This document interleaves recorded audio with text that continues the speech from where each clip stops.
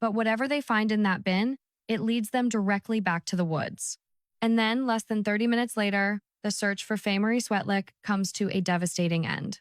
Byron Snellgrove, the director of Casey Department of Public Safety, is searching through the wooded area when he finds her. Her body is in a shallow grave less than 200 feet from her home. She had been there this entire time, less than 200 feet from where she played, from where her mother waited, from where officers had searched again and again. The medical examiner later determines that Faye died of asphyxiation just hours after she was abducted, just hours after she skipped off that school bus. The entire community is shattered, but the devastation does not end there, because within minutes of Faye being found, officers are alerted to something else at Piccadilly Square. A man has been found bleeding on his back porch. He is dead. Police initially do not reveal whether there is a connection between the two discoveries. Number 3. The man on the porch is 30-year-old Cody Scott Taylor. Those who knew Cody described him as a loner. Negative. Withdrawn. He had reportedly described himself as someone who lived without hope, someone who identified as asexual and as an incel.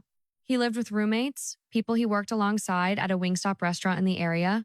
His roommates said that Cody had expressed feelings of deep depression and suicidal thoughts on multiple occasions, and that he mostly kept to himself.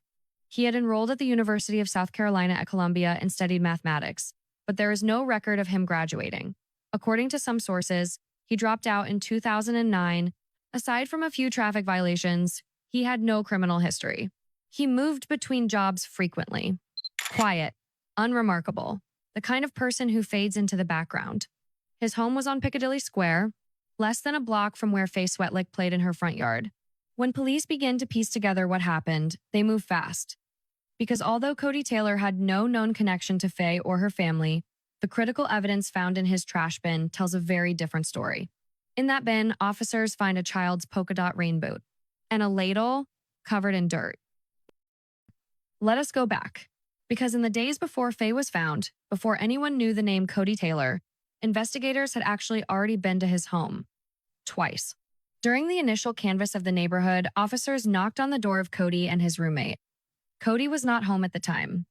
Officers spoke to the roommate and took a look around the apartment. They noticed a full laundry bag inside. The roommate identified it as Cody's. Detectives took a DNA sample from it. They noted the bag, logged the visit, and moved on.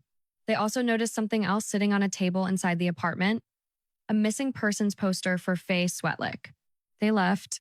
When Cody returned from work that evening, his roommate recalled him acting strange, erratic, not himself. And in the days since Faye had gone missing, the roommate had also